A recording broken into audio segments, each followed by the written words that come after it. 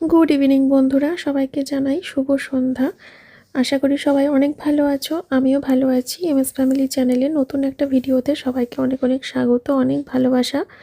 তো আমি এখন যাচ্ছি সন্ধ্যাবেলা করে, বলো তো কোথায় যাচ্ছি? হচ্ছে ওই স্মার্ট বাজারে।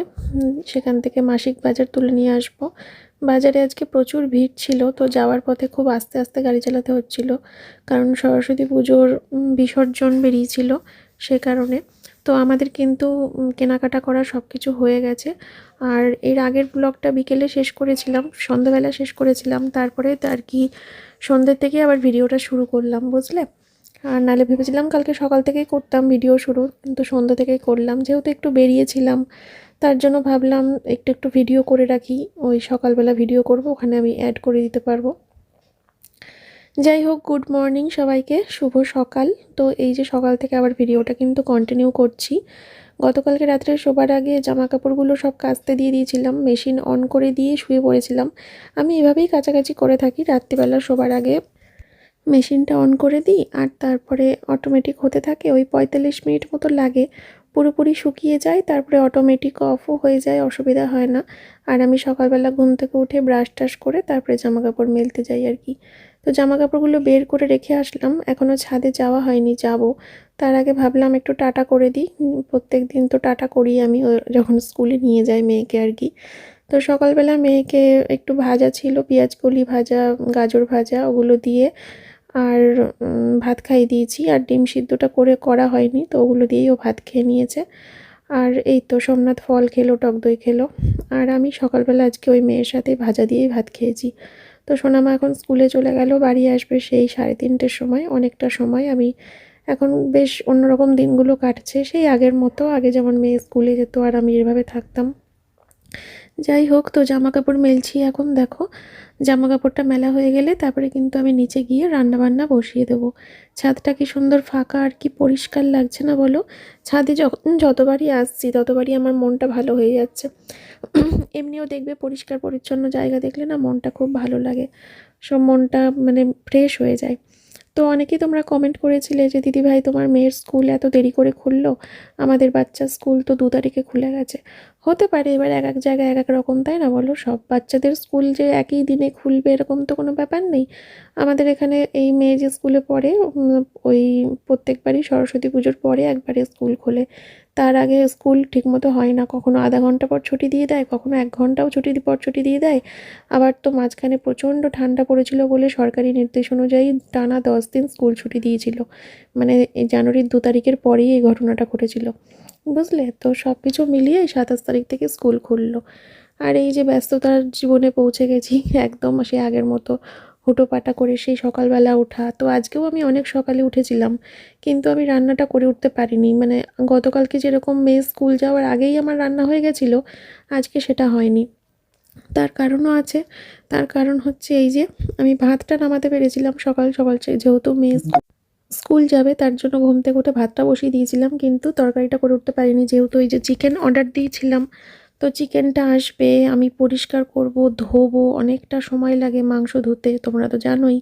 তো সে কারণে আমার কিন্তু দেরি হয়ে গেছে। দেরি বলতে কিছুই না, এখন 11:30 বাজে রাইট। আর আমি এই রান্নাটা বসাচ্ছি, কতক্ষণ আর লাগবে, আর কিছু রান্না করব না, শুধু মাংসটাই রান্না করব, ঠিক আছে।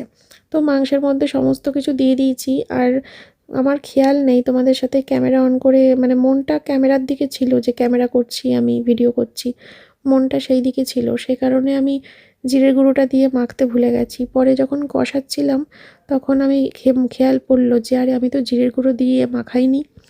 তো যাই হোক, এই যে ওপরে দেখো জিরের গুঁড়োটা ছিটিয়ে দিয়েছি। তো এবার এখানে দিয়ে দিলেও হয়, কি আর ফারাক, তাই না? মাখার সময় দিয়ে আর এখানে দেওয়া। অনেক জায়গায় তো মশলাটাকে ভালো করে কষিয়ে নিয়ে তারপরে মাংসটাকে দিয়ে মাখায় কড়াইয়ের মধ্যে। হ্যাঁ, আমি আসলে এভাবে করে অভ্যস্ত সেই জীবনের প্রথম দিন থেকে, মানে যেদিন থেকে রান্নার জীবনে ঢুকেছি আর কি। তাই আমার কখনো ওভাবে ট্রাই করা হয়নি, নাহলে করে অনেকে, ওভাবেও করে এভাবেও করে, মাংস আর কি করলেই হলো। কাঠের জালে রান্না করতে পারলে তার স্বাদ হচ্ছে আলাদা, তাই না বলো? যাই হোক, দেখো কালার কিন্তু চলে এসেছে। আর একটা গোটা রসুন দিয়ে দিয়েছি। আমি গোটা রসুন খেতে প্রচণ্ড ভালোবাসি মাংসের মধ্যে। অনেকে জানো তো গোটা পেঁয়াজ দেয় শুনেছি, বাবা আমি তো একবার মনে হয় দিয়েছিলাম কার মুখে শুনে, তারপরে আমি খেতে পারিনি, আমার ভাল লাগে না। রসুন রসুনই হয়, পেঁয়াজের ভাল লাগে না। তো একটা ঝোল তো করতেই হবে, তো মাখা মাখা নয়, কষা কষা নয়, ঝোল করব, লাল লাল ঝোল মুরগির মাংসের। আর পা নিয়েছি আজকে কয়েকটা, কারণ পা অনেক দিন হলো খাওয়া হয় না। কিন্তু পা না আবার এই ঝোলের মধ্যে দিয়ে কোনো উপায় নেই, তাই দিয়েই দিলাম। অ্যাকচুয়ালি পাটা খাই কষা কষা করে, কিন্তু এখন আবার কষা ঝোল অত রকম কী করবে ভাই, তো একবারে করে নিলাম। ঠিক আছে, খাবো তো আমি, আমার কোনো ব্যাপার নেই। তো চলো এটাকে ভালো করে কষিয়ে তারপরে দেখো জল ঢেলে দিলাম। এবার টকবক টকবক করে ফুটবে, তারপরে ভালো করে ফুটে গেলে আলু টালু সিদ্ধ হয়ে গেলে তারপরে কিন্তু আমি দেবো হচ্ছে গরম মশলা। গরম মশলা দিয়ে তারপরে নামিয়ে নেব। তারপরে তোমাদেরকে খাওয়া দাওয়ার সময় অবশ্যই দেখাবো কেমন এসেছে লুক। ঠিক আছে, তো আমি কিন্তু স্নান করে নিয়েছি বন্ধুরা। মাংসটা গরম মশলা দিয়ে ঢেকে দিয়েছিলাম, হয়ে যাওয়ার পর তারপরে স্নান টান করে নিলাম। আর স্নান করে তারপরে কিন্তু আমি এখন পুজোটাও দিয়ে নিচ্ছি। আর বেশ ভালো রোদ্দুর উঠছে কদিন ধরেই, খুব সুন্দর রোদ্দুর। ঠান্ডাটা তো একেবারেই নেই বলতে গেলে, যা একটু ঠান্ডা ওই রাতের দিকে হালকা লাগে, কি লাগে না এরকম। তো আমাদের তো সব মোটা মোটা ব্ল্যাঙ্কেটগুলো তুলে রাখা হয়েছে রোদ্দুরে দিয়ে, এখন আর লাগে না। আর অবশ্যই এসি চলেনি এখনও, এসি চালাতে এখনও মাস দেড়েক লাগবে হয়তো। তো দেখো বন্ধুরা, আমার পুজো দেওয়ার পর আমি কিন্তু চলে আসলাম রান্নাঘরে। আর রান্নাঘরে এসে তারপরে এখন আমি কড়াই থেকে মাংসটাকে ঢেলে নিলাম। গরম মশলা দেওয়ার পর সঙ্গে সঙ্গে আমি আঁচড় করি না, আমি অনেকটা সময় পরে করি, কারণ সঙ্গে সঙ্গে করলে আমার কেমন যেন মনে হয় টেস্ট বোধহয় কমে গেল, ওই জন্য আমি অনেকক্ষণ পরে তারপরে কড়াই থেকে আঁচড় করি। আর এই হচ্ছে আজকে আমাদের চিকেনের ফাইনাল লুক। এবার তোমরা বলতে পারো যে দিদিভাই আজকে তো রবিবার না, তাহলে কেন চিকেন রান্না করলে? আসলে সোমনাথ খেতে চেয়েছিল, সে কারণেই আজকে চিকেনটা রান্না করা। না হলে আমি তো ভেবেই রেখেছিলাম যে একবারে রবিবারে মাংস রান্না করব। তার জন্য আমি কত কিছু কিনে রেখেছি, মাশরুম, ছানা, আরও কত সবজি কিনে রেখেছি যে ওগুলো রান্না করব রোজ, আর মাংসটা রবিবারে করব। কিন্তু সোমনাথ বলল যে মাংস খাবো, ওই জন্যই কিন্তু মাংসটা করা। যাই হোক, আমার ভিডিওর ব্যাকগ্রাউন্ডে হয়তো তোমরা অনেক রকম আওয়াজ শুনতে পাচ্ছ। ওই দেখো এত রাত্রির করে ভয়েস দিচ্ছি তাও আওয়াজ আসে, কি করব। ওই আমার জায়ের ঘরে বাচ্চাগুলো হয়তো আওয়াজ করছে, তো মানে ওরা এত দুষ্টুমি করছে, ওই জন্য আওয়াজটা আসলো। তো আমি আর কেটে ওয়েট করিনি, আমি মানে দিয়ে দিলাম আমার ভয়েসটা। ঠিক আছে, তো দেখো বন্ধুরা, আমি কিন্তু এখন সোমনাথের জন্য তরকারি তুলে নিচ্ছি। তো ওকে বাটিতে করে দেওয়ার অভ্যাস আমার, তোমরা তো জানোই আমার এই অভ্যাসটা বহু পুরনো। এই সোমনাথকে থালায় করে বাটিতে করে সাজিয়ে ভাত খেতে দেয়া, এই অভ্যাসটা প্রায় বলতে পারো 10 বছর হতে গেল। আমার যে কি ভালো লাগে। যাই হোক, চলো।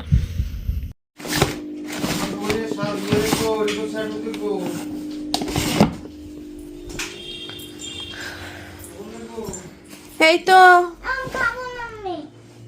ভাত বেড়ে দিচ্ছি, খেয়ে নে। আমি ডিমের কুসুম দিয়ে ভালো করে মেখে দেবো, খেয়ে নিবি। আমি খাওয়াতে পারবো না, বই দেখবো। কি কি খাবি না? আমি মেখে দিচ্ছি তো কুসুম দিয়ে।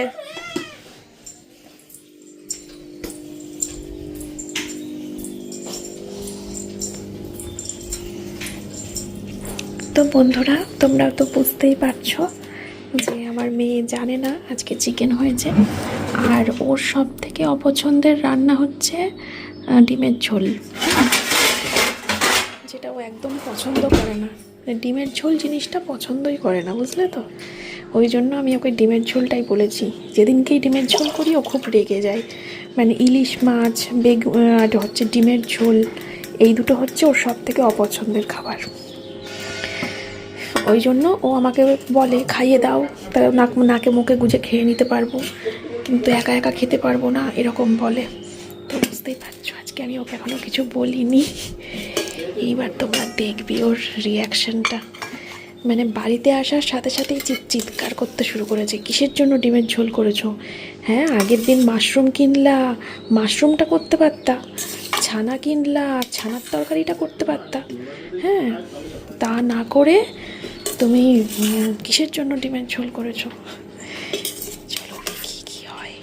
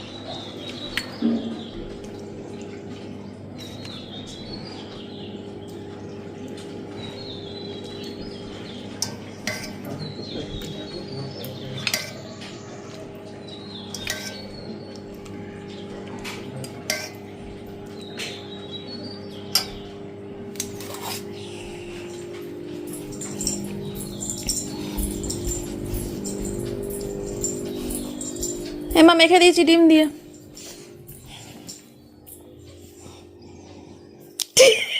ছাড় ছাড় ছাড়, এখানে নামবে, নিচে আসুন, ছাড় ছাড়, পড়ে যাবে কিন্তু। নিচে আসুন দিয়েছি, চলে আয়, চলে আয়।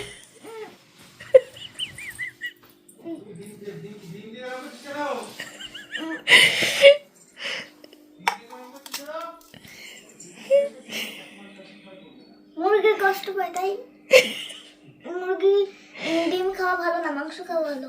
তাই বাচ্চা নিয়ে নিতে নেই। তাই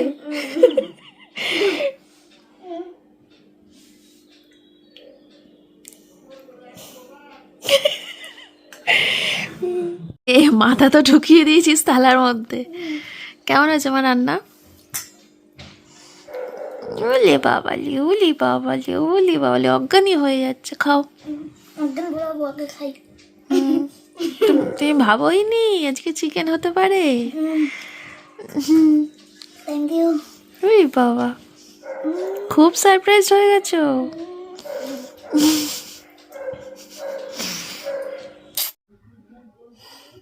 আজকে আসিনি বোধহয় ক্যামেরার সামনে। হ্যাঁ, আজকে সকাল থেকে মনে হয় আসিনি। এখন বাজে হচ্ছে রাত্রির 8টা। দুপুরবেলা শুয়ে শুয়ে আজকে বই দেখেছি আমি আর সোমনাথ, নিকশ ছায়া সিজন 2 ওয়েব সিরিজ। তারপরে মেয়ে তো খেয়ে উঠলো, খেয়ে উঠে মানে এমন বদমাইশ। ম্যাডাম দুদিন পড়াতে আসবে না, তার জন্য দুদিনের হোমওয়ার্ক দিয়ে গেছে যে দুদিন পড়াতে আসবো না, তাহলে বেশি করে ওকে লেখার কাজ দিয়ে দেবো যাতে দুদিন করতে পারে। ও স্কুল থেকে এসেছে, এসে ভাত খেয়েছে, ভাত খেয়ে ওই ধরো 4:30 নাগাদ হোমওয়ার্ক করতে বসেছে। 7টার সময় উঠলো হোমওয়ার্ক করে। আজকের হোমওয়ার্ক, কালকের হোমওয়ার্ক যা যা দিয়েছিল সব কিছু A to Z কমপ্লিট করে নিয়েছে। কেন না, তাহলে কালকে আর হোমওয়ার্ক করতে বসতে হবে না, কালকে আমি একটু ফ্রি থাকতে পারবো। আমি বললাম যে দুদিনের হোমওয়ার্ক দিয়ে গেছে ভাগে ভাগে, আজকেরটা আজকে কর, কালকেরটা কালকে কর। বলছে না, আমি আজকেই সব করব যাতে কালকে আমি একটু ফ্রি থাকতে পারি। তো করলো, সমস্ত হোমওয়ার্ক কমপ্লিট করলো, করে তারপরে ওকে খেতে দিয়েছিলাম, খেলো। এই যে এখানে বসে কমলা লেবু, কলা, ডিম সিদ্ধ দিয়েছিলাম, খেলো। সোমনাথও এখানে চা খেয়েছে আজকে। আমি আর চা খাইনি আজকে, আমার খেতে ইচ্ছে করছে না চা। অন্ধকার ঘর, পুরো অন্ধকার করে টিভি দেখছিলাম বলেই হবে হয়তো। প্রচণ্ড মাথা যন্ত্রণা করছে, এখন থাকতে পারছি না ব্যথায়। পরপর 2 দিন ডাঁট খেয়েছি, আবার এখন যদি ডাঁট খাই, যদি না খেতে আমাকে হবেই, টানা কদিন ধরে রেগুলার ডাঁট হয়ে যাচ্ছে। যাকে শরীর শেষ, ভিতরের পাসপত্র শেষ আমার ডাঁট খেয়ে খেয়ে।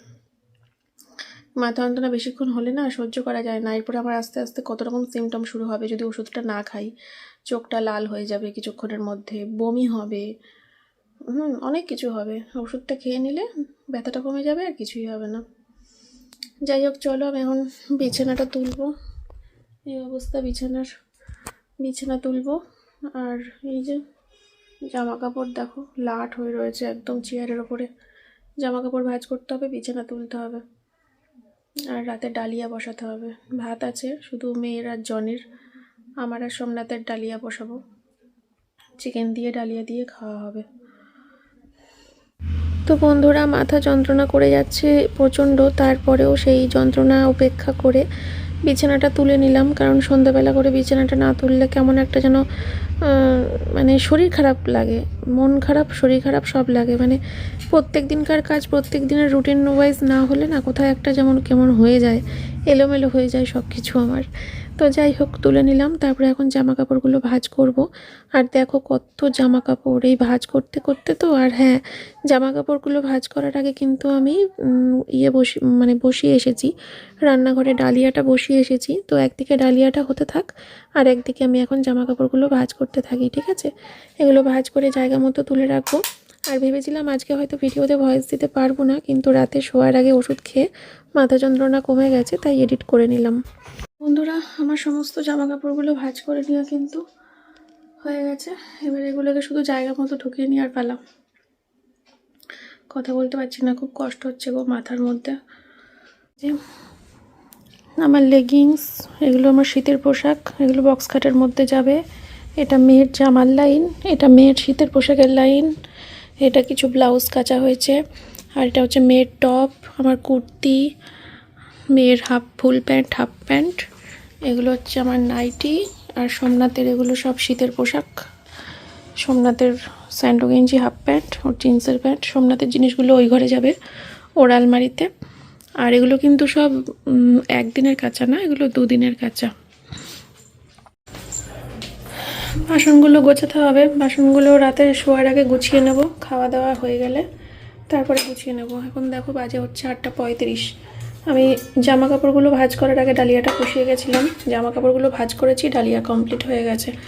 5 থেকে 7 মিনিট লাগে, তার বেশি সময় লাগে না ডালিয়া হতে।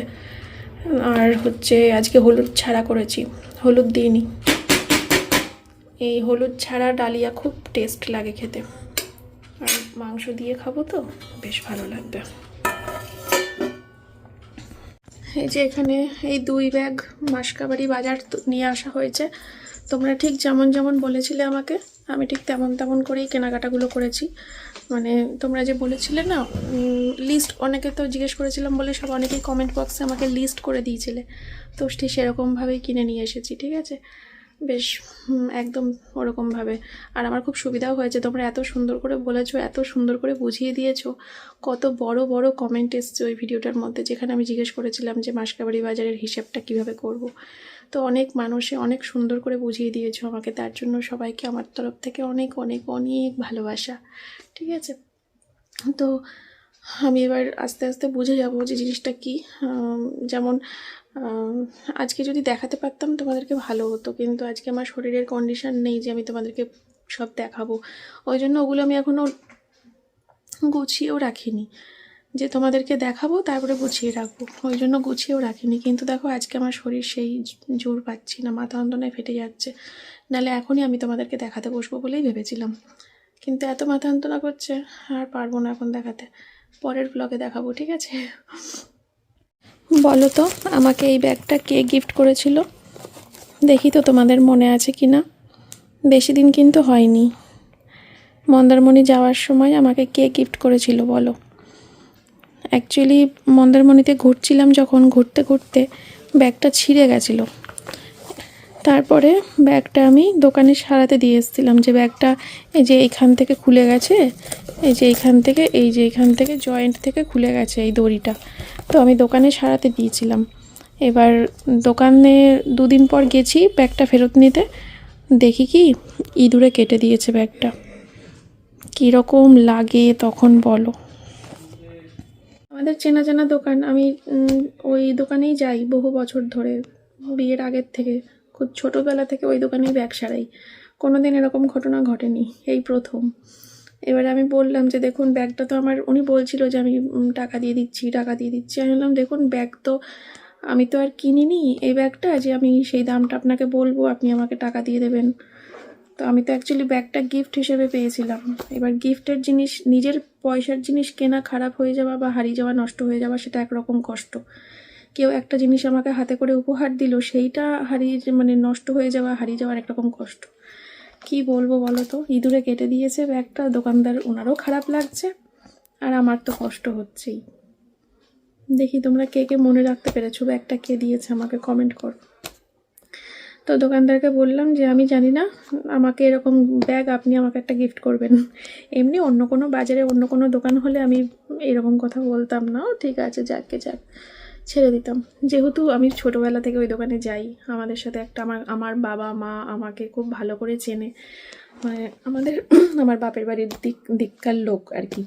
তো আমিও ছাড়বো না, যে আমাকে এরকম ব্যাগ আপনাকে একটা গিফট করতে হবে। আমি জানি না, আপনি আমার গিফট নষ্ট করে দিয়েছেন, আমাকে ব্যাগ গিফট করতে হবে। তারপরে বললো যে ঠিক আছে ঠিক আছে, দিচ্ছি দিচ্ছি, একটা ব্যাগ দিচ্ছি। দেখো আমার লস হয়ে গেল, তোমাকে তাও ব্যাগ গিফট করছি। আলা আমার লস হলো না, আপনার লস হলো, আমার লস হলো না। তারপরে ব্যাগটা আমাকে গিফট করেছে, একই রকম কালারটা এদিক ওদিক, কী বলবো বলো। বেশ ভালো হয়েছে ব্যাগটা, এই যে এটা গিফট করেছে আমাকে। ওই ওই ওই ওই রকমই, কিন্তু এইরকমও আছে, মানে এইটাকে বড় করা যাবে। সাইড দিয়ে আমি যেভাবে নিই ওভাবে নিতে পারবো। তো এই ব্যাগটা দিয়েছে আমাকে। বললাম বেশ সুন্দর হয়েছে, পছন্দ হয়েছে। তাই বললো যে কিছু মনে করো না, ইঁদুরের উৎপাত আর বলো না। বললাম আর কি করা যাবে, ভাগ্যে ছিল না আমার এই ইঁদুরে কেটে দেবে ব্যাগটা। অ্যাকচুয়ালি আমার কপালেই ছিল না, কে নজর দিয়েছিল আমার ব্যাগটার, কে জানে। ইউজই করতে পারলাম না। ভাবো এরকম কখনো হয় না।